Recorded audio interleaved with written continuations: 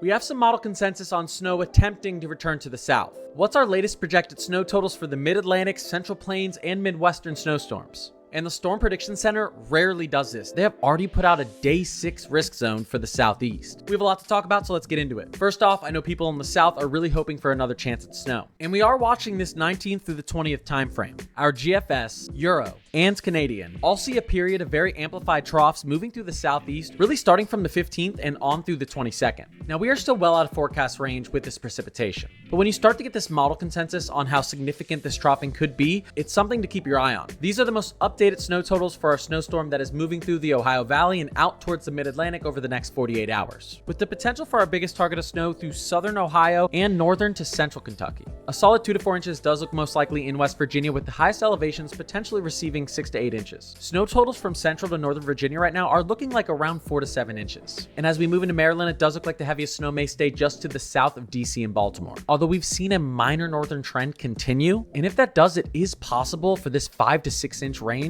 to move into that region. This latest model has Philly at around 3 inches, although I will tell you this, some models like the NAM think we could see 5 to 6 inches through here. New York City and Long Island, it's gonna be tough, but we could see 1 to 3 inches here. As we get into Wednesday, Thursday, here comes our storm starting in the plains and moving up through the Midwest. We can see this 3 to 7 range through portions of Nebraska and Kansas. Iowa could see a lot of snow, although I'd want to be more central to southeastern just because some of these models do hold the snow farther to the south. In northern Missouri, 5 to 8 inches or more isn't out of the question. From Green Bay down to Chicago, could we see 6 to 9 inches? Yes. Again, if this does pull a little bit south like some of the better snow models think, Green Bay may see lesser totals. This model right here shows basically no snow in Detroit, although again, some of our better snow models like the Euro does pull this a little bit farther south. So if this storm does favor the Euro, which a lot of times they do, Detroit could end up with 4 to 6. Thursday and Friday out west, especially in the southwest, expect a lot of precipitation. This is going to be a lot of high elevation snow, low elevation rain, and strong winds. And again, it looks very likely that Arizona and New Mexico is going to get in on this snow. We'll see precipitation up in the northwest as well, just not as much.